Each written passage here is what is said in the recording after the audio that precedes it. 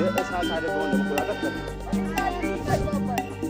አብዚያ በለው ነገር የተሻለ ማድረግ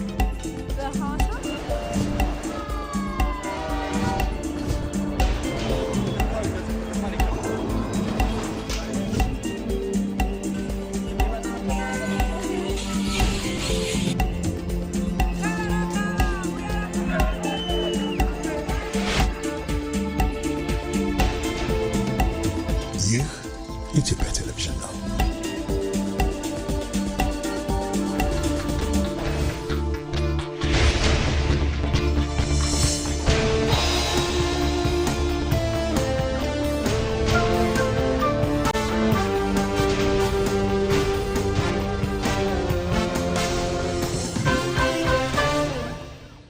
ኢቲቪ 57 ከኢትዮጵያ ቴሌቪዥን ጤናስልን የሰዓቱ ዜናዎችን እናቀርባለን። ሁሌም ከኛ ጋር ስለሆናችሁ ከልብ እናመሰግናለን። አርዕስተ ዜናዎቹን እናስቀድማለን።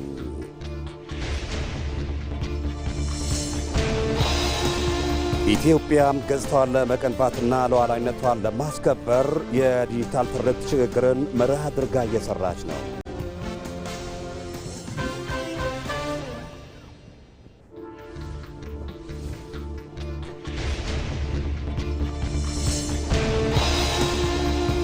የመደመር ፍልስፍና የኢትዮጵያን የቱሪዝም ዘርፍ ከተፈጥሮ ውበት ማሳያነት ባሻገር የኢኮኖሚ እድገት፣ የሥራ ፈጠራና የሀገር ገጽታ ግንባታ ምሰሶ አድርጓታል።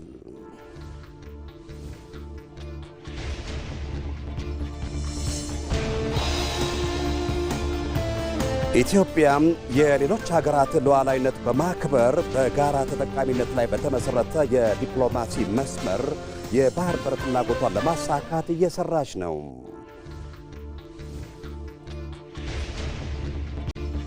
በስፖርት በ23ኛው የዓለም ዋንጫ የጥሎ ማለፍ ጨዋታዎች አፍሪካዊቷ ሴኔጋል ከቤልጅየም ትጫወታለች።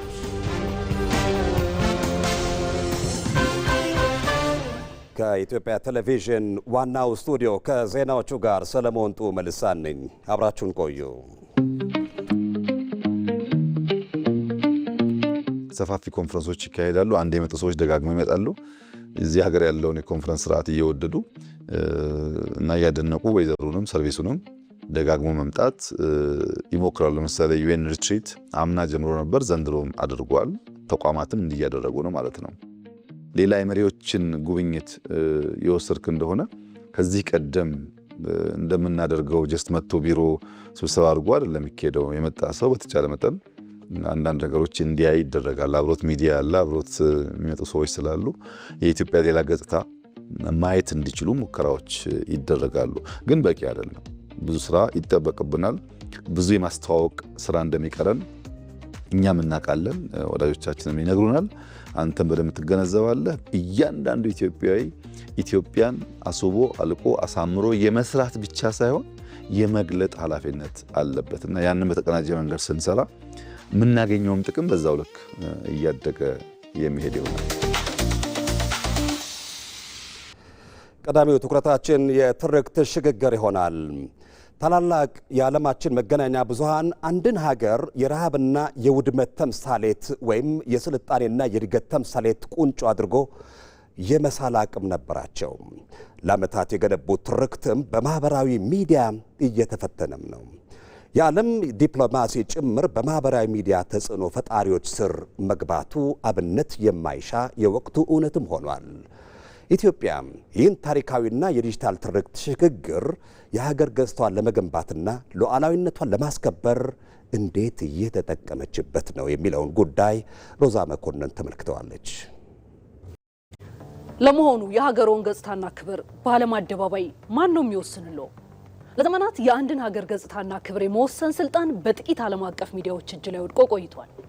ታላላቆቹ የዓለም ሚዲያዎች አንድን ሀገር የረሃብና የውድመት ተምሳሌት ወይም የስልጣኔና የእድገት ቁንጮ አድርጎ የመሳል አቅም ነበራቸው። እነዚህ ሚዲያዎች ጉዳዬ ያሉት የዓለም ጉዳይ፣ የዘነጉትም ተረስቶ ይቀር ነበር። ያኔ የዓለም እውነታ የታላላቆቹ ሚዲያዎች እውነት ብቻ ነበር። ዛሬ ግን ይህ ተለውጧል። ታላላቆቹ የዓለም ሚዲያዎች የዓለምን አስተሳሰብ ሚዛን ሲመሩ ከነበረበት መድረክ እየወረዱ ነው። ዛሬ ላይ እነርሱ ለዓመታት የገነቡት ትርክት በማህበራዊ ሚዲያዎች እየተፈተነ ነው። በአንድ አጭር የዩቲዩብ ቪዲዮ ወይም በ60 ሰከንድ የቲክቶክ ምስል ስብርብሩ እየወጣ ነው። ዛሬ ዓለም ዲፕሎማሲን በኤምባሲዎች አዳራሽ ብቻ ሳይሆን በማህበራዊ ሚዲያ የይዘት ፈጣሪዎች የስልክ ስክሪን ላይ እየተከታተለች ነው። ጥያቄው ግን ይህ ነው። ኢትዮጵያ ይህንን ታሪካዊና ዲጂታላዊ የትርክት ሽግግር የሀገር ገጽታዋን መልሶ ለመገንባትና የኢኮኖሚ ሉዓላዊነቷን ለማስከበር እንዴት እየተጠቀመችበት ይሆን? ቆይታችን ለዚህ ምላሽ ይዟል።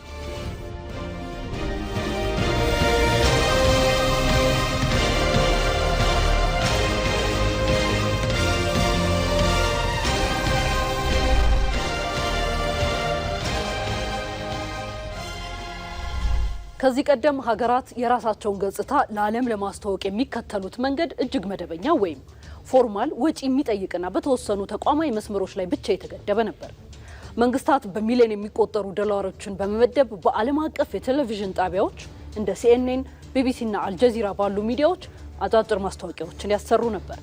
ወይም ደግሞ በየሀገራቱ ባሉ ኤምባሲዎች አማካኝነት የቱሪዝም ኤግዚቢሽኖችንና የብሮሸር ስርጭቶችን ያከናውኑ ነበር።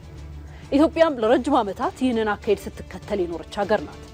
ይህ አካሄድ ግን በሌላ ካልታገዘ ዓለም አቀፍ ሚዲያዎች ወይም ሜንስትሪም ሚዲያ በየቀኑ የሚረጩትን አሉታዊ ዘገባዎች እንደ ግጭት፣ ድርቅና አለመረጋጋትን የመመከት አቅሙ ምልኡነት ይጎለዋል። የዲጂታል ሚዲያና የማህበራዊ ትስስር ገጾች እነ ዩቲዩብ፣ ቲክቶክ፣ ኢንስታግራም መምጣት ታዲያ ይህንን ክፍተት ከመሙላት አልፎ የቆየውን ባህላዊና ተቋማዊ አጥር ሙሉ በሙሉ ሰብሮታል። በአሁኑ ወቅት የሀገራት ገጽታ ግንባታ ወይም ኔሽን ብራንዲንግ ከትላልቅ ተቋማት እጅ እየወጣ ወደ ግለሰባዊ ተሞክሮ እየተሸጋገረ ይገኛል።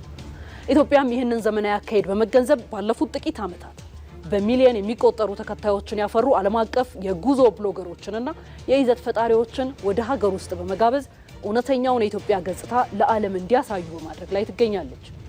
ኢትዮጵያ ይህንን የዘመናዊ ራስን የማስተዋወቅ ስትራቴጂዎችን ስትተገብር በምክንያት ነው። አንድ ዓለም አቀፍ የጉዞ ዩቲዩበር ስለ ኢትዮጵያ የሚያወጣው ተከታታይ ቪዲዮ በአማካኝ ከ5 እስከ 20 ሚሊዮን በሚደርሱ ተመልካቾች ጋር ይደርሳል። ይህ ቁጥር ባህላዊ የቴሌቪዥን ማስታወቂያዎችን በከፍተኛ በጀት ከማሰራት ጋር ሲነጻጸር እጅግ ሰፊ ተደራሽነት አለው። በማህበራዊ ሚዲያ ተጽዕኖ ፈጣሪዎች የሚደረግ ማስታወቂያ ከባህላዊ ማስታወቂያዎች ይልቅ በ11 እጥፍ የላቀ የኢንቨስትመንት ተመላሽ እንደሚያስገኝ ዓለም አቀፍ የዲጂታል ማርኬቲንግ ጥናቶች ያሳያሉ። ከ70 በመቶ በላይ የሚሆኑ የዘመኑ ወጣቶች የጉዞ መዳረሻዎችን የሚመርጡት በማህበራዊ ሚዲያ በሚያዩዋቸው ይዘቶች ላይ ተመስርተው ነው። ዛሬ ላይ እንደ ሩዋንዳ ያሉ የአፍሪካ ሀገራትና ሌሎች በማህበራዊ ሚዲያ ተጽዕኖ ፈጣሪዎች አማካኝነት ሀገራቸውን በማስተዋወቅ ውጤታማ ሆነውበታል። ኢትዮጵያም ይህንን ስኬታማ ተሞክሮ በመተግበር ላይ ትገኛለች። ዘመናዊው የገጽታ ግንባታ በኢትዮጵያ አውድ ውስጥ ያለውን ፋይዳ በአራት ከፍለን ማየት እንችላለን። የመጀመሪያው ሀገራት ራሳቸውን እያስተዋወቁ ያሉበት ዘመናዊ መንገድ መሆኑ ነው። በአሁኑ ዘመን የገጽታ ግንባታ ትልቁ ስትራቴጂ መረጃን በደረቁ መናገር ሳይሆን የስሜት ትስስር ወይም ኢሞሽናል ኮኔክሽን ነው። ሀገራት ታሪካዊና ተፈጥሯዊ መስህቦቻቸውን ከዘመናዊ የህይወት ዘይቤ ጋር እያዋሃዱ ያቀርባሉ። ሁለተኛው የኢትዮጵያ ባህላዊ ቱሪዝምና የዲጂታል ዲፕሎማሲ ውህደት ነው። ኢትዮጵያ በአሁኑ ወቅት የጀመረችው እንቅስቃሴ ባህላዊውን ቱሪዝም በዲጂታል ዲፕሎማሲ የመደገፍ ስራ ነው። በተለይ ዓለም አቀፍ ሚዲያዎች ለዘመናት የፈጠሩትን አሉታዊ ትርክት ለመስበር የተለያየ ቋንቋና ባህል ያላቸውን የውጭ ሀገር ብሎገሮች መጠቀም ትልቁ ስልታዊ መሳሪያ ሆኗል። እነዚህ ግለሰቦች ወደ ኢትዮጵያ መጥተው የጥንቱን የላሊበላ ውቅር አብያተ ክርስቲያናትን፣ የዳሎልን የመልክዓ ምድርን አስደናቂነቱን፣ የኦሞ ሸለቆን ጥንታዊ ባህልን እንዲሁም የአዲስ አበባን የምሽት ህይወትን በራሳቸው ካሜራ ያለ ምንም ማጣሪያ ለዓለም ያሳያሉ። ዛሬ ላይ አንድ ታዋቂ የማህበራዊ ሚዲያ ፈጣሪ በአዲስ አበባ ጎዳናዎች ላይ በምሽት በነፃነት እየተዘዋወረ ማኪያቶ እየጠጣና ማህበራዊ ህይወቱን እያሳየ የሚሰጠው ምስክርነት በሚሊዮን የሚቆጠሩ ተከታዮቹ በአድናቆት ተመልክተው ብቻ አይተውትም፣ መተው መሞከር ይፈልጋሉ። በተለይ በውጭ ሀገር የሚኖሩ ዜጎችና የውጭ ቱሪስቶችን የጉዞ ፍላጎት በከፍተኛ ሁኔታ ያነሳሳል። ይህ ደግሞ ከኢትዮጵያ አየር መንገድ ትላልቅ ሆቴሎችና አስጎብኚዎች ጀምሮ የባህል አልባሳትና ምግብ አቅራቢዎችን እንዲሁም እስከ ባጃጅ አሽከርካሪዎች ድረስ ተጠቃሚ ያደርጋል። እንደ አረንጓዴ አሻራ፣ ኮሪደር ልማት፣ ወንዝ ዳርቻን የመሳሰሉ ከባቢን የቀየሩ ፕሮጀክቶችን እንዲሁም እንደ ጎርጎራ፣ ወንጪና ኮሻ የመሳሰሉ ፕሮጀክቶችን በቪዲዮዎቻቸው ሲያካትቱ ኢትዮጵያ የትላልቅ ሪዎችና የፈጣን ለውጥ ምድር መሆኗን ለዓለም ያስረዳሉ። የምዕራባውያን ሚዲያዎች ለዘመናት ለአፍሪካ በአጠቃላይ ለኢትዮጵያ ደግሞ በተለየ የሰጡት አጀንዳ ተረጅነት፣ ድህነትና አለመረጋጋት ናቸው። ኢትዮጵያ በዚህ አሉታዊ አጀንዳ ውስጥ ተቆልፋ ከቀረች የውጭ ቀጥታ ኢንቨስትመንት ወይም ፎሪን ዳይሬክት ኢንቨስትመንቱ አይመጣም። ስለዚህ በዲጂታል ሚዲያ የራስን ትርክት ወይም ኦውን ናሬቲቭን መቅረጽ ይህንን ተጽዕኖ የመስበሪያ ዘመን ያመጣው መንገድ ሆኗል። የፖለቲካ ሳይንቲስቱ ጆሴፍ ናይ ሶፍት ፓወር ወይም ገር ኃይልን ሲያብራራ በአስገዳጅነት ወይም በገንዘብ ሳይሆን በማራኪነት፣ በባህል፣ በፖሊሲና በእሴት የምትፈልገውን ማግኘት መቻል ነው ይለዋል። ኢትዮጵያ ታላቅ ታሪክ፣ የራሷ ፊደልና የቀን መቁጠሪያ፣ የቡና መገኛ መሆኗንና የአድዋ ድል ባለቤትነቷን በዘመናዊ መንገድ ስታስተዋውቅ በአህጉሪቱና በዓለም አቀፍ መድረክ ያላት ተሰሚነትና የሞራል የበላይነት ይጎለምሳል። ይህ ደግሞ በዲፕሎማሲያዊ ድርድር ወቅት ትልቅ ስልታዊ አቅምን ይፈጥራል። ኢትዮጵያ የማህበራዊ ሚዲያ ይዘት ፈጣሪዎችን በጥናት ላይ ተመስርታ እየተጠቀመች ያለው በዚህ ምክንያት ነው። ኢትዮጵያ የጀመረችው ዘመናዊ ራስን የማስተዋወቅ ስትራቴጂና የዓለም አቀፍ ተጽዕኖ ፈጣሪዎችን የመጠቀም አካሄድ ሀገራችንን ለዘመናት ከተጫናት አሉታዊ ስም ነፃ እያወጣት ይገኛል። ይህ ጥረት ግን የአንድ ወቅት ዘመቻ ሳይሆን ቀጣይነት ያለው ተቋማዊ አሰራርና የዲጂታል መሰረተ ልማት ማሻሻያዎችን ይሻል። የራሳችንን ታሪክ በራሳችን አንደበትና በዘመናዊ መንገድ ለዓለም መናገር ስንችል እውነተኛዋንና ማራኪዋን ኢትዮጵያ በዓለም መድረክ ላይ ከፍ አድርገን ማቆም እንችላለን። የቱሪዝም ሀብቶችን አልምቶም የኢትዮጵያን እውነተኛ ማንነት ለዓለም ለመግለጥ የተሰራ መሆኑን ጠቅላይ ሚኒስትር አብይ አህመድ ገለጹ። ዘርፉ ከኢኮኖሚ ጠቀሜታ ባሻገር የጋራ ትርክት የሚገነባበትም ሆኗል። አቤል ሙሉጌታ። ቱሪዝም በዓለም ላይ ከ12 ትሪሊዮን ዶላር በላይ ኢኮኖሚ የሚያንቀሳቅስ የበርካታ ሀገራት የእድገታቸው የጀርባ አጥንት ነው። ኢትዮጵያ በቱሪዝም ሊለማ የሚችል በርካታ ያልተበረዘ ቱባ ባህል፣ ታሪክና የተፈጥሮ አቅም ቢኖራትም ላለፉት ዘመናት ይህንን ዘርፍ አልምቶ መጠቀም ላይ በበቂ ሳይሰራ ቆይቷል። የለውጡ መንግስት ሲመጣ ግን ኢትዮጵያ ራዕይን ሰንቃ ዘርፉን መድረስ ካለበት ከፍታ ለማውጣት ትቢያ የለበሱትን አቧራቸውን አራግፎ ያልታዩትን የተፈጥሮ መክሊቶች ደግሞ እንደየአካባቢያቸው ጸጋ አልምቶ በመግለጥ ታምር የሚያሰኙ ስራዎች ተሰርተዋል። ከገበታ ለሸገር እስከ ገበታ ለሀገር ከዚያም አልፎ ገበታ ለትውልድ ትግበራ እልፍ የቱሪዝም መዳረሻ ሀብቶች በጥቂት ዓመታት ውስጥ በማልማት የተመዘገበው ስኬት ለዘርፉ የተሰጠውን የትኩረት ከፍታ የሚያሳዩ ናቸው። ይህ ጉዞ አዳዲስ መስህቦችን በመገንባት ብቻ የታጠረ አልነበረም። ከጎንደር ፋሲለደስ እስከ ጀጎል ግንብ፣ ከባሌ ሶፍ ዑመር ዋሻ እስከ ብሔራዊ ቤተመንግስት እድሳት በዘርፉ ጥልቅ ስራዎችም ተከናውነዋል። ከዚህ ዘርፍ 12.6 ትሪሊየን ጥቂት ገንዘብ መሻማት ብንችል፣ ሰዎች ስራ ማስያዝ ብንችል፣ ለኢንቨስትመንት መስህብ የሆኑ ብንፈጥር፣ ኢትዮጵያ ውስጥ ያሉ እድሎች እኛ ያላየናቸው ሌሎች አይተው የሚያነቋቋቸው ስፍራዎች ካሉ ለመማር ብንችል የሚል አንዱ ምክንያት ነው። 370 ሚሊዮን ሰው በቱሪዝም ሴክተር ስራ ከያዘ ከዚች ውስጥ የተወሰነች ፐርሰንት ብንጋራ የኛ ሁኔታ ይቀይረዋል። በአመት 10.9% ስራ የሚገኘው ከቱሪዝም ሴክተር ነው። ሌላ 10% ከሌሎች ሴክተሮች ካገኘን ሲሰናሰል በስራ እድል ዘርፍ ያለውን እጥረት እና ፍላጎት ሊያሟላ ይችላል ማለት ነው። ይህ እንቅስቃሴ ተራ መዝናኛ የመፍጠር ጉዳይም አይደለም። ኢትዮጵያን በእውነተኛ ገጽታዋ የማደስ ታሪኳን በወርቅ ቀለም መልሶ የመጻፍ በዓለም አደባባይ የድህነት ሳይሆን የስልጣኔ ምንጮች ነን ብሎ በስራ የመመስከር ብሔራዊ ቃል ኪዳን እንጂ። ትናንት ባድዋ ተጋድሎ በደም ያጸናችውን አርነት ዛሬ ደግሞ በቱሪዝምና በኢኮኖሚ ልዕልናዋ ዳግማዊ አድዋን በቱሪዝም ዘርፉ ለመድገም ወገቧን ታጥቃ መስራት ብቸኛ አማራጯ ስለመሆኑ የመደመር መንግስት ፍልስፍናና ፍኖቱ አድርጎ የመያዙ ግብ ነው። ምድሪቱ ያላትን ድንቅ የተፈጥሮ ጸጋ፣ የስልጣኔ አሻራና ጥንታዊ ቅርሶቿን ለዓለም ለማሳየት ሌት ተቀን እየሰራችም ነው። እንደ ኢትዮጵያ ያለ ድንቅ ታሪካዊ ምርጥ አገር ስሟ ጠልሽቶ ስሟ ጠፍቶ በችግር በረሃብ ብቻ እንድትታወቅ በከፍተኛ ደረጃ ሰርተውባታል። ይሄን የሰሩባት በግምት አይደለም፣ ረሃብኛ ጋር ብቻ ስለሆነም አይደለም። የኢትዮጵያ ውድቀት አጉልቶ የሚናገሩበት ዋናው ምክንያት ከገዛናቸው ያልገዛናት በከፋ ሁኔታ ላይ ነች እና መገዛትን ተቀበሉ የሚል እሳቤ ያላቸው በጣም ቾቪኒስት የሆነ አስተሳሰብ ያላቸው ሰዎችም ጭምር አስበው የሰሩበት ነው። ያንን ስሟን ለመቀየር ብትናገር ሰው አይሰማም። መጥቶ ሲያይ ግን የሚቀየር የሚማረው ነገር አለ። እነዚህ ስራዎች የኢትዮጵያውያንን የጋራ ማንነት የሚገነቡ አንዱ ከአንዱ ትስስር የሚፈጠርባቸው የአንድነትና የአብሮነት ማህተምም ጭምር በጋራ የመልማትና በጋራ የመቆም የጋራ ታሪክ የመስራት ውጤትን በጉያቸውም ይዘዋል። ፖለቲካዊ ጥቅምም ደግሞ እንዲሁ አለው። ብሔራዊ ትምህርቶችን ለማብዛት አንዱ ጋር ያለውን ጥሩ ነገር ሌላኛው አይቶ እንዲወድ እንዲያደንቅ እንዲማር ለማድረግ በስራ ምክንያት ከአንዱ አንዱ ጋር ሲንቀሳቀስ በማየት ከአንዱ አንዱ ጋር ሲንቀሳቀስ ይበልጥ ሀገሩን ስለማድነቅ ስለማወቅ ስለመውደድ ስለመዋሃድ ብዙ መድረክ የሚፈጥር ስለሆነ በብዙ መልኩ ቱሪዝም ላይ ኢንቨስት ማድረግ በዓለም አቀፍ ደረጃ ያለውን ሀብት ለመቋደስ ለኢትዮጵያ አስፈላጊ ስለሆነ ነው ከአምስቱ ዘርፎች እንደ አንዱ አድርገን የወሰድነው። ኢትዮጵያ የቱሪዝም ሀብቶቿ እየለሙ ለነገው ትውልድ ኢኮኖሚያዊና የጋራ ማንነት መሰረትን እየጣሉ አሁንም ቀጥለዋል። በጠቅላይ ሚኒስትር አብይ አህመድ የመደመር ፍልስፍና የተቃኘ ራዕይ የኢትዮጵያን የቱሪዝም ዘርፉን ከተፈጥሮ ውበት ማሳያነት ባሻገር የኢኮኖሚ እድገት፣ የሥራ ፈጠራና የሀገር ገጽታ ግንባታ ምሰሶ አድርጓታል። የተሰሩት ፕሮጀክቶችና መዳረሻዎች ኢትዮጵያን በአፍሪካ ተወዳዳሪ የቱሪዝም መዳረሻ ለማድረግ የተያዘውን ራዕይ በተጨባጭ ውጤት እየተረጎሙት መሆኑ ታይቷል።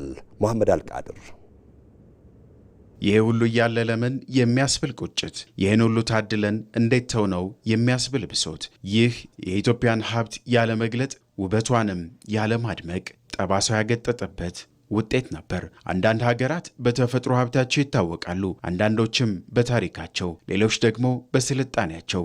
ኢትዮጵያ ግን እነዚህን ሁሉ በአንድነት የተሸከመች ሀገር ናት። ለሺህ ዓመታት ተራሮቿ ታሪክን ጠብቀዋል፣ ወንዞቿ ስልጣኔን አስተናግደዋል፣ ሐይቆቿም ውበቷን አንጸባርቀዋል፣ ቅርሶቿ ደግሞ የሰውን ልጅ የረጅም ዘመን ታሪክ መስክረዋል። ነገር ግን ሀብት መኖሩ ብቻውን ለውጥን አይፈጥርም። በኢትዮጵያ የቅርብ ዓመታት የልማት ጉዞ ውስጥ ጠቅላይ ሚኒስትር አብይ አህመድ በመደመር እሳቤ የሀገሪቱን የተፈጥሮ የታሪክና የባህል ሀብቶች እንደ አዲስ የልማት ኃይል በመመልከት የቱሪዝም ዘርፉን ወደ አዲስ ምዕራፍ አሸጋግረውታል። ለረጅም ዘመናት የተደበቁ የተፈጥሮ ውበቶች፣ የተረሱ ቅርሶች፣ ያልተገለጡ የቱሪዝም አቅሞች ራዕይ ካለው አመራር ጋር ሲገናኙ የሀገር ኩራት፣ የኢኮኖሚ እድገትና የዓለም የመስህብ አቅም መሆን እንደሚችሉ በተግባርም አሳይተዋል። ኢትዮጵያ የተራሮች፣ የሸለቆዎች፣ የሐይቆች፣ የወንዞች፣ የጥንታዊ ስልጣኔዎችና የበለጸጉ ባህሎች ምድር ናት። ወደ ተግባር ለመቀየር የተነሳው የመደመር አስተሳሰብ ነበር። በጠቅላይ ሚኒስትር አብይ አህመድ የተቀረጸው ይህ ፍልስፍና የተበታተኑ ሀብቶችን በማሰባሰብ የተረሱ ቅርሶችን በማደስና ተፈጥሮን ከዘመናዊ ልማት ጋር በማጣመር ኢትዮጵያን ብሩህ ወደ ሆነው የቱሪዝም ዘመኑ አሸጋግሯታል። ለቱሪዝም የተሰጠው ትኩረት መነሾ ራዕያችን ነው። ራዕያችን የበለጸገች፣ የተለወጠች፣ የተከበረች፣ የተወደደች ሀገር ሰርተን ለልጆቻችን ማስረከብ እንሻለን። ዓለም ላይ በቱሪዝም ሴክተር የሚንቀሳቀሰው ሀብት መጠን በጣም ከፍተኛ ነው። በየዓመቱ 12.6 ትሪሊየን ገደማ ዶላር ሀብት በቱሪዝም ዙሪያ ይንቀሳቀሳል። ይሄ ትልቅ ሀብት ነው። ስለዚህ ይህንን ሀብት እኛም መቋደስ ብንችል በሌሎች ዘርፎች የምናደርገውን ነገር ሊያግዝ ይችላል የሚል እምነት አለ። ትልቅ ሀብት ነው ያለው። በዚህ ራዕይ የተወለዱት ገበታ ለሀገር፣ ገበታ ለሸገርና ገበታ ለትውልድ ፕሮጀክቶች የልማት ምልክቶች ብቻ ሳይሆኑ ሀገር በራሷ አቅም መቀየር እንደምትችል የሚያሳዩ ሕያው ምስክሮች ናቸው። ለዚህ ነው ጠቅላይ ሚኒስትር አብይ አህመድ ሀገራችንን እንወቅ፣ ያወቅናትንም ኢትዮጵያ በክብሯና በልኳ እንደ ሀገርነቷ እናሳውቃት የሚለውን የታሪክ አደራ የሚያስተላልፉት። ሁሉም ሰው በኔነት ስሜት ሀገሬ ናት፣ እኔ ባላገኝ የሚቀጥለው ሰውዬ ይጠቀማል ብሎ አስቦ የጋራ ተጠቃሚነትን ታሳቢ አድርጎ የሀገርን መቀየር ታሳቢ አድርጎ ከሰራ በእርግጠኝነት ኢትዮጵያ ውስጥ ቱሪዝም ከፍተኛ የሆነ ውጤት እናገኝበታለን። በውጭ ለሚኖሩ ኢትዮጵያውያንም እናንተም ካልቻላችሁ ልጆቻችሁ ይወቁ፣ ያወቃቸዋትን ኢትዮጵያ በልኳ መግለጥን ተለማመዱ። በልኳ በሚገባት ክብር ልክ መግለጥ ልመዱ። ወንጪ የሰማይን ውበት በሐይቅ ላይ የሚያንጸባርቅ ድንቅ ስፍራ፣ የጣናን ሐይቅ ውበት ከዘመናዊ መስተንግዶ ጋር የሚያገናኝ አዲስ መዳረሻ ነው ጎርጎራ። ሀላላ ኬላ የተፈጥሮ ግርማ ሞገስን ከዘመናዊ ግንባታ ጋር ያስተሳሰረ የኢትዮጵያ አዲስ ገጽታ። በደቡብ ኢትዮጵያ ውስጥ ውበት ሲፈለግ ኮይሻ ብቅ ይላል። የተፈጥሮ አዲስ የቱሪዝም ተስፋ ኮይሻ። እንዲሁም የአዲስ አበባ የወንዝ ዳር የልማት ሥራዎች ከተማዋን ከተፈጥሮ ጋር ያስታረቁ፣ የዜጎችን የመዝናኛ ባህል የቀየሩ፣ ከተማን አፍርሶ የመስራት ምሳሌም ናቸው። እነዚህ ፕሮጀክቶች ተስፋንም ገንብተዋል። ኢትዮጵያንም በዓለም የቱሪዝም ካርታ ላይ የበለጠ እንድትታይ አድርገዋል። ጠቅላይ ሚኒስትር አብይ አህመድ ግን በዚህ አያበቁም፣ ይልቁንም ነገሮች ጅምር ናቸው ይላሉ። እኛ በበቂ ማየት ባለመቻላችን ለዘመናት ልናይ የሚገባንን ውበት ልናይ የሚገባንን ሳቢ ቦታ ማየት ሳንችል ኖረናል። መቆሸሽ እኛ አይገባንም፣ መጠልሸት እኛ አይገባንም፣ ማነስ እኛ አይገባንም፣ ሌላ ቦታ እየሄዱ መቅናት እኛ አይገባንም። ሰርተን እንደምንችል ማሳየት ያስፈልጋል። በዚህ ጉዞ ትልቁ ስኬት የተለወጠው አስተሳሰብ ነው። የተፈጥሮ ሀብት የማይነካ ነገር ሳይሆን በጥበብ ከተያዘ የኢኮኖሚ እድገት ምንጭ እንደሚሆን በተግባር የታየበት ነው። የጠቅላይ ሚኒስትር አብይ አህመድ ራዕይ ቱሪዝምን ከመዝናኛ አልፎ የሀገር ግንባታ አጀንዳ አድርጎ አስቀምጧል። የተፈጥሮ ሀብትን ሲመለከቱ የታዘቡትን፣ የታሪክ ቅርስን ሲገልጡ ያዩትን፣ የባህል እሴትንና የሕዝብ ተሳትፎን በአንድ ማዕቀፍ አስተሳስሮ የልማት ኃይል ለማድረግ የተደረገውን ጥረት የመደመር ፍልስፍና ተጨባጭ መገለጫ መሆኑን ያነሱታል። አሁንም ስንደመር፣ አሁንም ስንሰናሰል፣ አሁንም ስንደጋገፍ ከዚህ የላቀውን ነገር ማድረግ እንችላለን። በብዙ ደስ ያለኝ ቢሆንም አሁንም አላየንም፣ አሁንም አልሰራንም። ብዙ መታየት የሚገባቸው፣ ብዙ መሰራት የሚገባቸው፣ መጨከን የሚገባን ጉዳዮች አሉ። እንደ ጠቅላይ ሚኒስትር አብይ አህመድ ዛሬ የኢትዮጵያ የቱሪዝም ጉዞ በመንገድ ላይ ነው። ይህ የዛሬ ታሪክ ብቻ አይደለም፣ ለነገ ትውልድ የሚተላለፍ የልማት አሻራም ነው። ኢትዮጵያ ዓለም አቀፍ ስብሰባዎችን የምታስተናግድበት የቱሪዝም ጉልበት አግኝታለች። የመደመር መንግስት ቱሪዝምን የህዝብ ቋንቋ በማድረግ ከቅርስነት ወደ ቁርስነት በመቀየር ከፍተኛ የኢኮኖሚ ምንጭ ማድረግም ችሏል። በመላ ኢትዮጵያ አቧራ ለብሶ የከረመውን እምቅ አቅም አራግፎ አይን ውስጥ የሚገባ እንዲሆንም አብቅቷል። መቅለላዊ ደረጀ በዚህ ላይ ያዘጋጀችው ዘገባ አብረን እንከታተል። የቱሪዝም ኢንዱስትሪ ሀገራት በዘመናት ታሪካቸው የሰሩትን የጥበብ ማማና የተፈጥሮ ችሎታ ለዓለም በኩራት የሚያሳዩበት ታላቅ መድረክ ነው። ሀገሬ ይሄን ትመስላለች ተብሎ አንገትን ቀና አድርገው የሚናገሩበት፣ ሌሎችን ቢጋብዙ የማያሳፍር ውበት ነው። ነገር ግን ለዘመናት የኢትዮጵያ እውነታ ይህ አልነበረም። ኢትዮጵያ የቱሪዝም እምቅ ሀብት ሳይጎላት በተፈጥሮና በታሪክ ድርሳናት ታድላ ሳለች ለዘመናት ቅርሶቿ በትቢያ ተሸፍነው ኖረዋል። ቅርስ ነው የተባለ ከመጠበቅና በትዝታ ከመኖር ባለፈ ለዜጎቿ ወደሚበላ የኢኮኖሚ ምንጭ መቀየር አልቻሉም ነበር። ሀብቱ እያለን ድሃ፣ ማዕዱ እያለን የተራብንበት ያ የዝምታ ዘመን ግን ዛሬ ማብቂያው ተበጅቶለታል። የመደመር መንግስት የተኛውን የመቀስቀስ አቧራ የለበሰውን እንቁ አራግፎ አይን ገልጦ የማየት ጥበብ አሁን የሚታይ የሚጨበጥ ውጤትን ማሳየት ችሏል። ትናንት እንዴት ይሆናል እየተባሉ በጥርጣሬ የታዩ ታላላቅ ፕሮጀክቶች ዛሬ በተግባር ተገንብተው የአዲሷ ኢትዮጵያ መታወቂያ ሆነዋል። በገበታ ለሸገር የተጀመረው አርቆ አላሚነትና በጥቂቱ የመጀመር ወኔ ዛሬ የተዘነጉትን ሁሉ ቀስቅሶ ለትውልድ የሚሻገር ታላቅ አቅም ባለቤት መሆናችንን አስመስክሯል። ትናንት ዝም ብለው የቆሙት ቅርሶቻችንና የተዘነጉት ውብ ገጸ በረከቶች ዛሬ ለሺዎች የስራ ዕድል የፈጠሩ፣ ለበርካቶች ቁርስ መሆን የቻሉ የሀብት ማማዎች ሆነዋል። አሁን ኢትዮጵያ በዓለም ፊት የምትቆመው ባዶ እጇን አይደለም። ይህንን ሰርቻለሁ ኑና እዩልኝ ብላ በኩራት ነው። ገበታ ለሸገር ሲሰራ እንጦጦ ፓርክ ብቻ ሳይሆን ጋስትሮኖሚ ያለበት፣ እንጀራ የሚጋገርበት፣ የሚበላበት፣ ቡና የሚቆላበት፣ ቡና የሚፈላበት፣ ከዚያ ባሻገር የኢትዮጵያ ስዕሎች፣ የኢትዮጵያ አርቶች፣ የኢትዮጵያ ቅርሶች የሚታዩበት እንዲሆን ታስቦ ነው የተሰራው። ገበታ ለሀገር ብለን በጣም በርካታ ቦታዎች አልምተናል። ገበታ ለትውልድ ብለን ደግሞ የጀመነው ልማት አሁን አርባ ምንጭና ጅማ ነው የቀሩት። አርባ ምንጭ ሰሞኑን ይመረቃል ከሞላ ጎደል፣ እነሱም አልቀዋል። ጎርጎራ ላይ የወሰነው ሪዞርት ጎንደርና ባህር ዳርን እየለወጠ ነው። ሐይቅ ላይ የወሰነው ደሴ ኮምቦልቻን እየነካካ ነው። ጅማ የወሰነው ጅማን እየቀየረ ነው። ወይም ደግሞ ጅጅጋ የወሰድነው የሸበሌ ሪዞርት እንደዚሁ ጅጅጋን እየቀየረ ነው። ከተሞቹ ላይም የሚታይ የሚጨበጥ ኢምፓክት እያመጣ ነው። የኮሪደር ልማቶች ኮንቬንሽን ሴንተርን በየቦታው ማየት ብቻ ሳይሆን ሌሎች የቱሪዝም መስኮቹንም እንዲጨምር መሰብሰቢያ አዳራሾች፣ ኮንቬንሽን ማዕከላት አዲስ አበባን ጨምሮ በየቦታው እየተገነቡ ነው። ኢትዮጵያ ዛሬ ቱሪዝምን የሕዝብ ቋንቋ አድርጋለች። በተለይም የዲፕሎማቲክ ማዕከልነቷን በመጠቀም ለትላልቅ ዓለም አቀፍ ስብሰባዎችና ለንግድ ትርኢቶች የሚመጡ ሰዎችን የምትሰበስብበት የቱሪዝም ጉልበትን አግኝታለች። ይህ የኮንፈረንስ ቱሪዝም ዘርፍ ከ5 እጥፍ በላይ ተጨማሪ ሀብት ወደ ሀገር ውስጥ እያስገባ የሚገኝም ነው።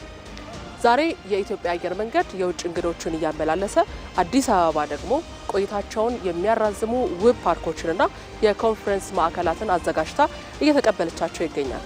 የዚህ ራዕይ ፍሬ በቁጥር ሲሰላ በዚህ ዓመት ብቻ 1.4 ሚሊዮን የውጭ ቱሪስቶች የኢትዮጵያ ምድር ረግጠዋል። በማየትና በተለያዩ የቱሪዝም ፍሰቶች ከ5.2 ቢሊዮን ዶላር በላይ የውጭ ምንዛሪ ገቢ ተገኝቷል። በሀገር ውስጥ ቱሪዝም ብቻ ደግሞ ከ79 ቢሊዮን ብር በላይ ማንቀሳቀስ ተችሏል። ሀገራችን 204 ዓለም አቀፍ ታላላቅ ጉባኤዎችን በስኬት በማስተናገድ በዓለም መድረክ ተወዳዳሪነቷን እያሳየች ሲሆን ለእነዚህ ስብሰባዎች ብቻ 166 ሺህ እንግዶችንም ተቀብላለች። በዚህ ዓመት 1.4 ሚሊዮን በላይ ጎብኚ ኢትዮጵያን ጎብኝተዋል። 1 ሚሊዮን ማለፍ መከራ ነበር፣ ግን አሁን ዘንድሮ ከ1.4 ሚሊዮን በላይ ሰው ኢትዮጵያን ጎብኝተዋል።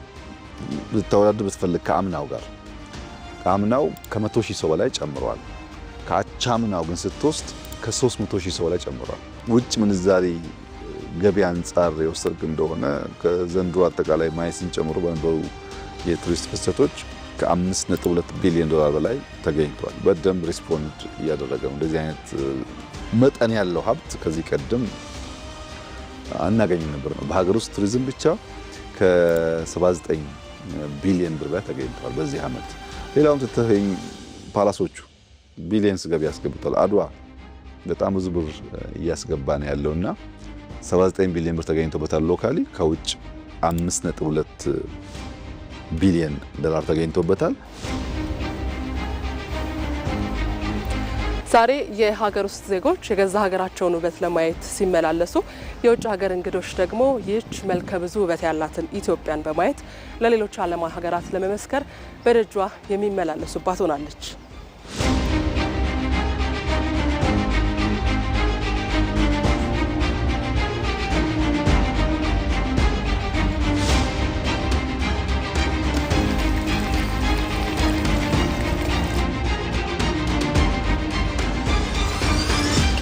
ቆንጆ ቡና ነው።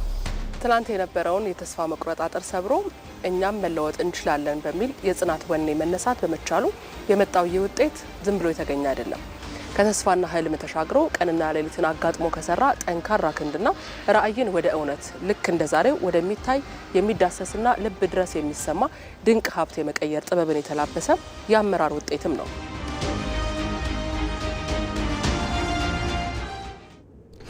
ኢትዮጵያ ቱሪዝምን አንዱ ቁልፍ የኢኮኖሚ ምሰሶ አድርጋ በመስራቷ ዘርፉ የሀገርን ገጽታ እንዲቀይር እያስቻለው ነው።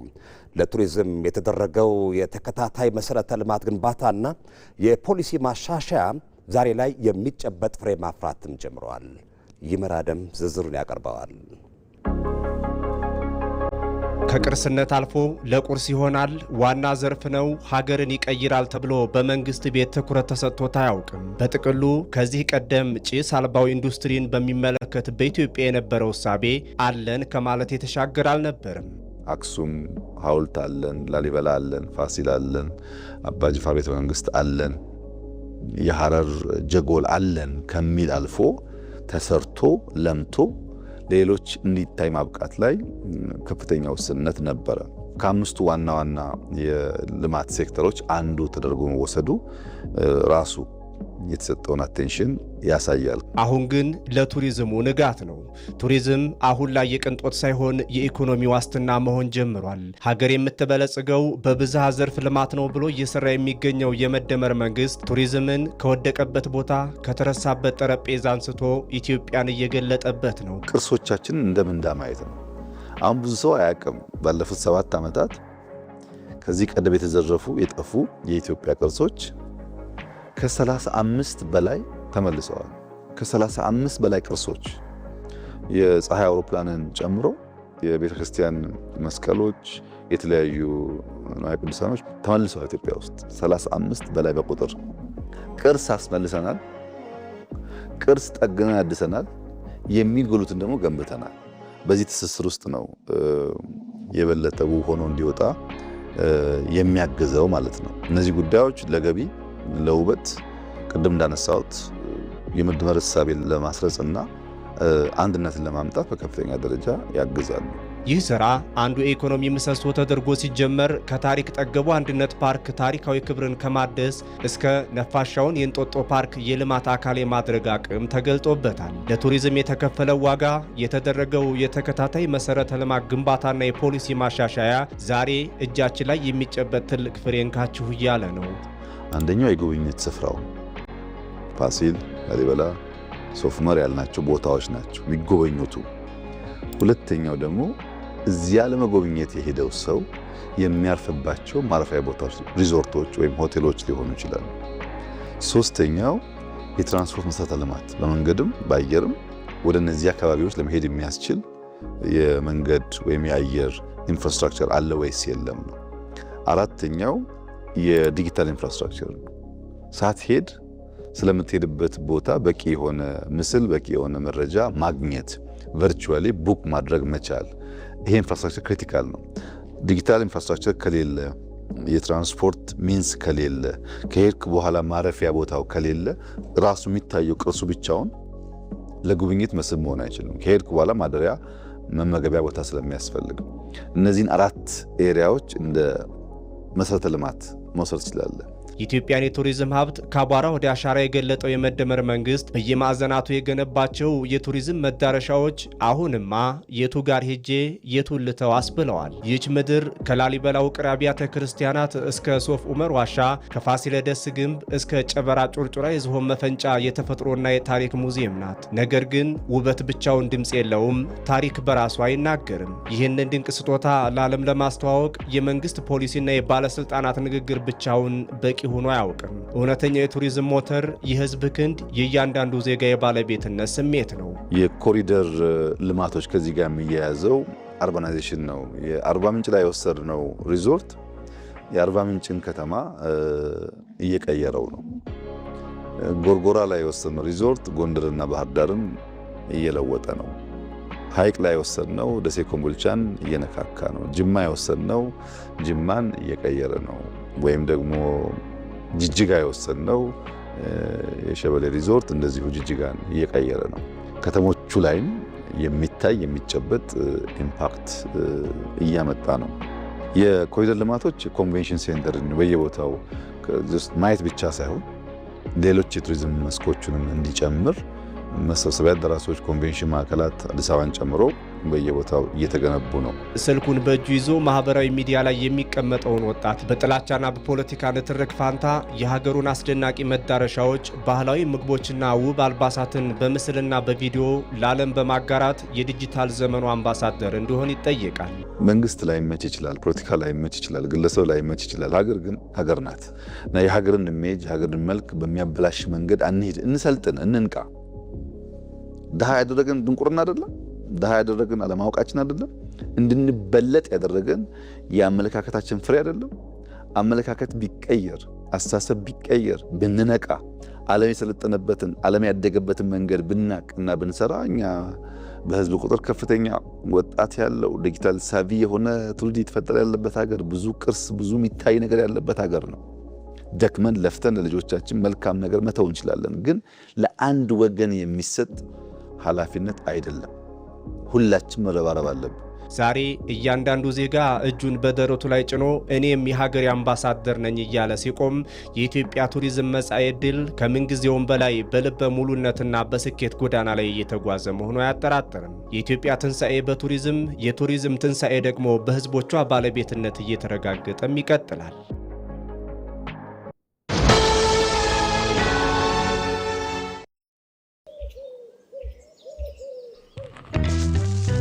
ቆይ አንዴ እንዳትሄድ ጠብቀኝ።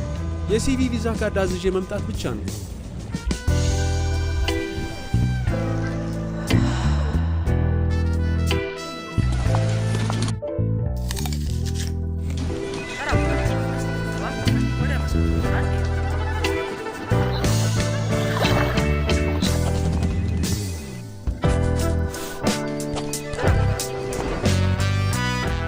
ባንኮ በመዳፉ በያዙት ስልኮ ቤቶ ድረስ ከተፍ ይላል። ሰላም ጤና ይስጥልኝ።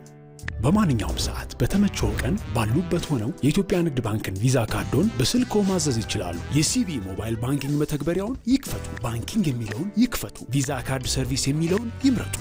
ይፈልጉ ምትክ ወይም አዲስ መጠየቅ። የካርዶን አይነትና የሚወስዱበትን ቅርንጫፍ መርጠው ያረጋግጡ። ባንክ የሚመጡት ካርዶን ለመውሰድ ብቻ ነው። አሁኑኑ ያመልክቱ። በፍጥነት ካርዶን ይውሰዱ። የኢትዮጵያ ንግድ ባንክ ሁሌም የሚተማመኑበት ባንክ።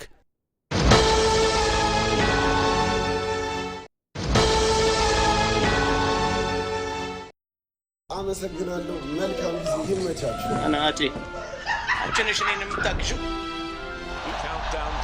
Game on. Fernandez.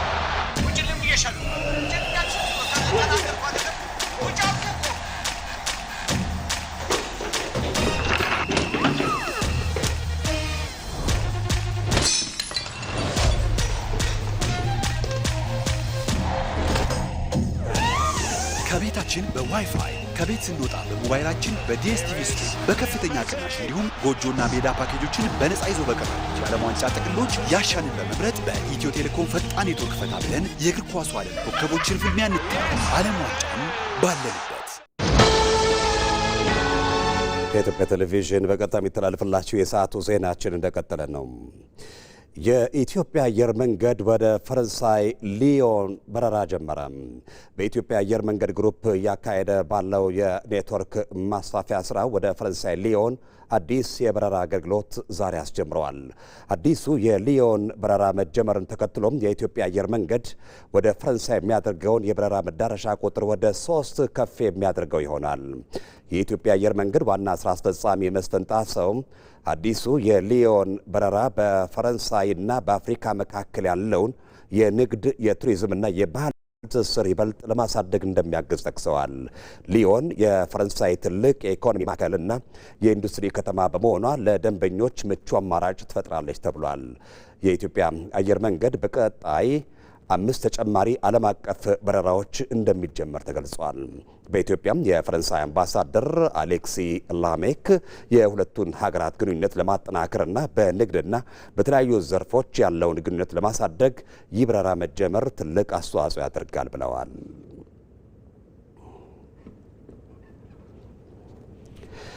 የባህር በር እጦትና በአንድ ወደብ ላይ ጥገኛ መሆን ያስከተለውን ሁሉን አቀፍ ተጽዕኖ ለመቀየር የባህር በር ጥያቄን የመደመር መንግስት እንደ አዲስ አንስቷል። የሌሎችን ሉዓላዊነት በማክበር በጋራ ተጠቃሚነት ላይ የተመሰረተ ዲፕሎማሲያዊ ጥበብን በመጠቀም የባህር በር ፍላጎትን ለማሳካት እየተሰራ ይገኛል። ቶማስ ኃይሉ ኢትዮጵያ የአሰብ ወደብን በተግባር ያጣችው የኢህአዴግ ሰራዊት አዲስ አበባ ሲቆጣጠርና የኤርትራ ህዝባዊ ነጻነት ግንባር አስመራንና አሰብን ሲይዝ ነው። በወቅቱ የነበረው የኢትዮጵያ ሽግግር መንግስት ኤርትራ የራሷን ዕድል በራሷ እንድትወስን በመፍቀዱም አሰብ በኤርትራ ቁጥጥር ስር ወደቀች የሚለው የታሪክ ጥፋት የቅርብ ጊዜ አሳዛኝ እውነታ ነው። ይህ ሀቅ ከ27 ዓመታት በኋላ የህዝብ ቁጥር ይጨምሯል፣ የባህር በር ማጣቴ በኢኮኖሚ የሚሆን በደህንነቴ ላይ ትልቅ ፈተና ደቅኗል ያለው የመደመር መንግስት የኢትዮጵያን የባህር በር የማጣት አጀንዳን ሀገራዊ ደህንነትን የማረጋገጥና ብሔራዊ ጥቅምን የማስከበር የህልውና ጥያቄ አድርጎ አንስቶታል። በእርግጥ ይህ ጥያቄ የሌሎች ሀገራትን ሉዓላዊነት ከመጋፋት ይልቅ በጋራ ተጠቃሚነትና ቀጠናዊ ሰላምን ማረጋገጥ ላይ ታሳቢ አድርጓል። ፕሮፌሰር ያዕቆብ አርሳኖም የኢትዮጵያ የባህር በር ጥያቄ መልስ ማግኘት ለኤርትራም ይሁን ለቀጠናው የሚሰጠው ፋይዳ ትልቅ ስለመሆኑ ይናገራሉ። የባህር በር ኢትዮጵያ ያስፈልጋታል ነው። ለኤርትራም ባህር በሩን መጠቀም አለባት። እንግዲህ ኤርትራ ባህር በሩን የምትጠቀመው የኤርትራ አስተዳደር ባህር በሩን የሚጠቀመው የኢትዮጵያን ኢኮኖሚ ይዞ ነው። ከዛ ውጭ ሊጠቀም አይችልም። ኢትዮጵያም ደግሞ ኢኮኖሚዋን ለማዳበር ያንን ባህር በር መጠቀም በጣም ተገቢና አስፈላጊ ነገር ነው። ስለዚህ ለአካባቢው ልማት አሁን ኤርትራ ላለችበትም ለኢትዮጵያም ባህር በሩን ሆነ አልሚ በሆነ በኩል መንገድ መጠቀም ተገቢ ነገር ነው። የኢትዮጵያ እድገት እንቅልፍ የሚነሳቸውም ታሪካዊ ጠላቶቿ የውስጥ ባንዳዎችን ከማስታጠቅ እስከ የገንዘብ ድጋፍ በማድረግ ህጋዊ ጥያቄዋ እንዳይሳካም መሰናክሎችን መፍጠራቸው አልቀረም። ኢትዮጵያ ከባህር በር የማላቅ የብዙ ዓመታት የቤት ስራ ነው። ዝም ብሎ በአንድ ጊዜ መጣ አይደለም። መጀመሪያ ያደረጉት እነዚህ የኢትዮጵያ ታሪካዊ ጠላቶች የምንላቸው ፊት ለፊት መግጠም ነው የሞከሩት። መጥቶ ኢትዮጵያ መዋጋት በቀይ ባህር በኩል ተሸንፈው የተመለሱት ሲያዩት ግን ኢትዮጵያ ማሸነፍ እንደማይችሉ እርግጠኛ ሆኗል በወቅቱ። ስለዚህ በሲስቴም በመገዝገዝ በእኛው በኢትዮጵያውያን እኛ በሆኑ ሰዎች ኢትዮጵያን በሚመስሉ ኢትዮጵያውያን የሆኑ ነገር ግን አስተሳሰባቸው ሌላ ቦታ የሆኑ ወገኖችን በመጠቀም ኢትዮጵያ ከባህር በር ራቅ እንድትል የማድረግ ስራ ተሳክቶላቸዋል። ኢትዮጵያ ለዓመታት በሚገባ ልክ እንዳታድግ የባህር በር እጦት ምክንያት በመሆኑ እንዲሁም በአንድ ወደብ ላይ ጥገኛ መሆኗን ታሳቢ በማድረግ በብዙ ኢትዮጵያውያን ልብ ውስጥ ለዓመታት ተዳፍኖ የነበረው የባህር በር ጥያቄ በመደመር መንግስት በኩል እንደ አዲስ መነሳቱም አንድም የኢትዮጵያን ትንሣኤ የሚያበስር መሆን መጀመሩ ተስፋ ሲሆን፣ እንዴት ዲፕሎማሲያዊ ጥበብ ታክሎበት ኢትዮጵያ ፍላጎቷን ታሳካ የሚለው ቀጣዩ የቤት ስራ ሆኗል። እንግዲህ ባህር በር የለንም ማለት ነው። ኢትዮጵያ ባህር በር የላትም ማለት ነው። ባህር በር የላትም ማለት እንግዲህ ብዙ ነገር የላትም ማለት ነው። እንግዲህ ዋጋውን በዛ መተመን ይቻላል። ጥያቄው በአሁኑ በማቴሪያል ዋጋ ብቻ ሳይሆን በአጠቃላይ ለኤርትራና ለኢትዮጵያ ሕዝብ የዚህ የባህር በር በጋራ የመጠቀም ለወደፊት የማልማት የሁለቱም ህብረተሰብ ልማት እና እድገት ብልጽግና ከፍ የሚያደርግ ስለሆነ በዛ አቅጣጫ ነው አስቦ መስራት የሚያስፈልገው ብዬ አስባለሁ። ዲፕሎማቲካሊ ነው እንዴት እናገኘው ኢንቴግሬሽን።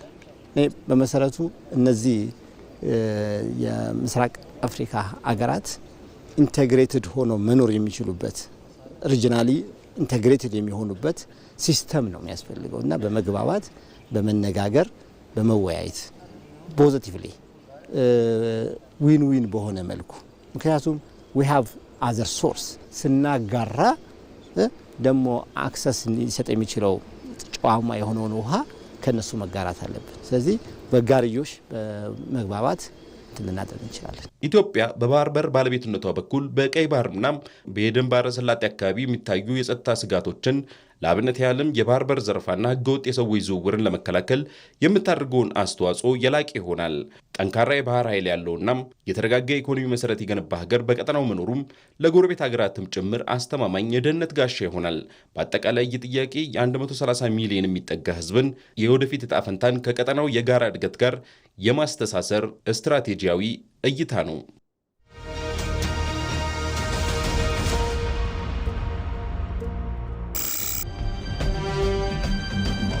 ሐሳብ አሎት? የፈጠራ ስራውስ የት ደረሰ? የነገዋን ኢትዮጵያ በቴክኖሎጂ ለመቀየር የሚተጉ ወጣቶች መድረክ ፈጥረዋል። በዚህ ሳምንት በኢትዮ ስታርታፕ በልዩ ብቃት የተመረጡ 4 እጩዎችና አስገራሚ የቴክኖሎጂ ፈጠራዎችን ይዘንላችሁ እንመጣለን። የቱ ጋር ነው የሚገኙት ፕላትፎርማችሁ? ሃርድ ከረንሲ እንደሆነ ታስረዳኝ ደስ ይለኛል። ምንድን ነው ለየት የሚያደርጋችሁ ነገር? ፋይንቱን ያደረግ ነው። እኔ ደሞዝተኛ ነኝ። ይሄ የፍትህ ጉዳይ ስለሆነ ቀጥታ እኔ ከፍያችሁ አይደለም። በውድድሩ መድረክ ላይ የሚፋለሙት እነማን ናቸው? ግሎብዶክ የትምህርት ስርዓቱ ዲጂታላይዝ በማድረግ አዲስ ምዕራፍ ለመክፈት የመጣ ድንቅ ሲስተም። ወንኩር ሎኬር የህግ አገልግሎትን ቀላልና ተደራሽ ለማድረግ ቴክኖሎጂን የታጠቀው ፈጠራ። ማርኮቫ በኤአይ የታገዘው የወደፊቱን የኮል ሴንተር አገልግሎት ይዞ የቀረበ ስራ። ፔልተር የዲጂታል ንግድና የኢኮሜርስ ዘርፉ ወደ ላቀ ደረጃ የሚያሸጋግረው አዲስ መፍትሄ። ለመሆኑ እነዚህ 4 ብሩህ አእምሮች መካከል ማን ያሸንፋል? ማን ከፍተኛውን ነጥብ ያመጣል? ተጠባቂው የኢትዮ ስታርታፕ ውድድር ቅዳሜ ከቀኑ 8 ሰዓት ጀምሮ ይጠብቁን። ኢትዮ ስታርታፕ በኢትዮጵያ ቴሌቪዥን እንድትከታተሉት ከወዲሁ እንጋብዛቸዋለን። ዜናችን እንደቀጠለ ነው። የኢትዮጵያ ንግድ ባንክ በ2018 በጀት ዓመት 80 ቢሊዮን ብር ትርፍ አገኘም። ትርፉ ባንኩ ያለበትን ጠንካራ የፋይናንስ ቁመናና ስኬታማ አመራር በግልጽ የሚያሳይ ነው። ባንኩ የበጀት ዓመት አፈጻጸሙን አስመልክቶ መግለጫም ሰጥቷል። መቅደስ እንዳለ የኢትዮጵያ ንግድ ባንክ የሀገሪቱ የኢኮኖሚ ጀርባ አጥንት መሆኑን በድጋሚ ያስመሰከረበትን አዲስ ምዕራፍ ከትቧል። ባንኩ በ2018 በጀት ዓመት ያስመዘገባቸው ስኬቶች የቁጥሮች ብልጫ ብቻ ሳይሆኑ የቁርጠኝነት፣ የደንበኞች እምነትና የኢኮኖሚ መነቃቃት ማሳያዎች ናቸው። ባንኩ ዛሬ ለሕዝብ ይፋ ባደረገው መግለጫ መሰረት የደንበኞቹ ተቀማጭ ገንዘብ በታሪክ ታይቶ በማይታወቅ መልኩ ከ2.4 ትሪሊየን ብር በላይ ማለፍ ችሏል። ይህ ግዙፍ ቁጥር የሚያሳየው በሚሊዮን የሚቆጠሩ ኢትዮጵያውያን ለባንኩ በባንኩ ያላቸውን የማይናወጥ እምነት ነው። የባንኩ ፕሬዝዳንት አቤሳኖ ለመገናኛ ብዙሃን በሰጡት መግለጫ በበጀት ዓመቱ ብቻ 80 ቢሊዮን ብር ትርፍ ማግኘቱ የሪፎርም ውጤት መሆኑን በማሳያነት ይጠቅሳሉ። ይህ ትርፍ ባንኩ ያለበትን ጠንካራ የፋይናንስ ቁመናና ስኬታማ አመራር በግልጽ ያሳያል። የባንካችንም ገቢ በዚህ ዓመት እጅግ በጣም ከፍተኛ እድገት ነው ያሳየው። አምና 192 ቢሊዮን ነበረ። ከ192 ቢሊዮን በአንድ ዓመት ብቻ ኢትዮጵያ ንግድ ባንክ ገቢ ወደ 272 ቢሊዮን እድገት አሳይቷል ማለት ነው። ከቤዚራችን 2020 ላይ ስናነጻጽረው ያኔ ወደ 69 ቢሊዮን ገደማ ከነበረው አንጻር እጅግ በጣም ከፍተኛ እድገት ነው ያሳየው። ይህም ገቢ ወደ 4 እጥፍ አድጓል ማለት ነው እና አምና የባንካችን ትርፍ 32.5 ቢሊዮን ብቻ ነበረ።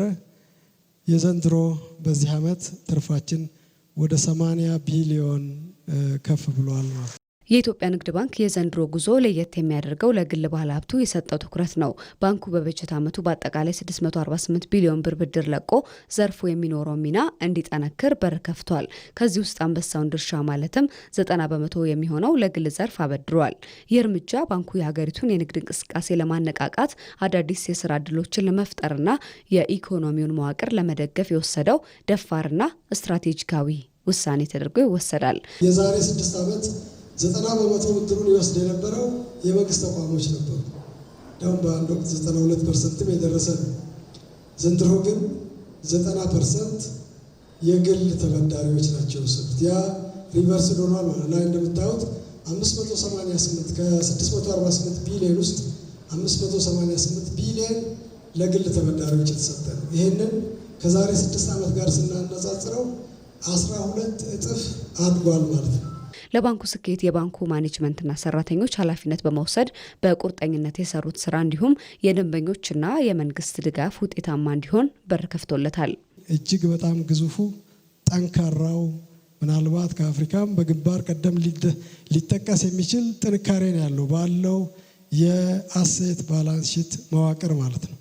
ምናልባት ሀብቱ እንደ ሀገራችን አቅም ቢሆንም የአሴቱ ጥራት ግን እጅግ በጣም ከፍተኛ ቦታ ያደርገዋል። ስለዚህ በ5-6 ዓመት ጥረት እዚህ አድርሰናል። ለዚህ ደግሞ ቅድም እንዳነሳሁት ሁሉም ሶስቱም አካላት ደንበኞቻችን፣ የመንግስት ድጋፍ፣ በተለይም የኢትዮጵያ ንግድ ባንክ ሰራተኞች ያደረጋችሁት ትግልና ጥረት ፍሬ ስለሆነ አሁንም መልሼ እንኳን ደስ ያላችሁ ማለት ፈልጋለሁ። የኢትዮጵያ ንግድ ባንክ በደረሰበት የስኬት ማማ ላይ ለመቆም አላሰበም። ይልቁንም ይበልጥ ወደፊት ለመራመድ አዳዲስ ግቦችን አስቀምጧል። በቀጣዩ ዓመት የተቀማጭ ገንዘቡን ለማሳደግና ጠቅላላ ገቢውን በዘመኑ አሰራሮቹ በላቀ ቁመና ላይ እንዲገኙ እንደሚተጋ አስታውቋል። በመጨረሻም ስፖርት። በ23ኛው የዓለም ዋንጫ የጥሎ ማለፍ ጨዋታዎች አፍሪካዊቷ ሴኔጋል ከቤልጅየም ትጫወታለች። ወደ 16ቱ ጥሎ ማለፍ ለመሻገር የሚደረገው ይህ ጨዋታ በሲያትል ምሽት 4 ሰዓት ይጀምራል። በ2002 ዓለም ዋንጫ እስከ ሩብ ፍጻሜ የደረሰችው ሴኔጋል ይህን ታሪክ አንድ እርምጃ ከፍ ለማድረግ ከቤልጅየም ከባድ ፍልሚያ ይጠብቃታል። ቤልጅየም በዓለም ዋንጫው ደካማ አጀማመር ብታሳይም የኋላ ኋላ ምድቧን በቀዳሚነት በማጠናቀቅ ከሴኔጋል ትፋለማለች። በሌላ ጨዋታ አሜሪካ ከቦስኒያ ሄርዞጎቪና ሌሊት 9 ሰዓት ይገናኛሉ። ሁለቱም ሀገራት ወደ ቀጣዩ 16 ውስጥ ለመሻገር የሚያደርጉት ፍልሚያም በጉጉት የሚጠበቅ ነው። አስተናጋጇ አሜሪካ በሜዳዋና በደጋፊዎቿ ፊት የምታደርገው ይህ ጨዋታ ወደ ግማሽ ፍጻሜ ለመድረስ ለምታደርገው ጉዞ ወሳኝ ምዕራፍም ነው። ቦስኒያ ሄርዞጎቪና በታሪኳ ለሁለተኛ ጊዜ በዓለም ዋንጫ የተሳተፈ ሲሆን በዚህኛው መድረክም ወደ ጥሎ ማለፍ በመሸጋገር አዲስ ታሪክ መጻፍ ችላለች። አሁን እየተካሄደ በሚገኘው የዓለም ዋንጫ የጥሎ ማለፍ ጨዋታ እንግሊዝ ከዴሞክራቲክ ኮንጎ አንዳቻ ነው። ጨዋታው ሊጠናቀቅ ጥቂት ደቂቃዎች ይቀራሉ። ተጨማሪ 30 ደቂቃ ተጨምሮ እሱም ደግሞ ተመሳሳይ ውጤት ከቀጠለ ወደ ፍጹም ቅጣት ምት ያመራ ይሆን? ጨዋታው የሚወስነው ይሆናል። ኢቲቪ 57 ከኢትዮጵያ ቴሌቪዥን ለሰዓቱ የተዘጋጁት ዜናዎቻችን እነዚሁ ናቸው። ከኛ ጋር ስለቆያችሁ ከልብ እናመሰግናለን። ሰለሞን ጥዑ መልሳን ዜናዎቹን በመምራት ከስቱዲዮና ስርጭት ባለሙያዎች ጋር በመሆን ቆየው። በያላችሁበት ጤና ይስጥልን።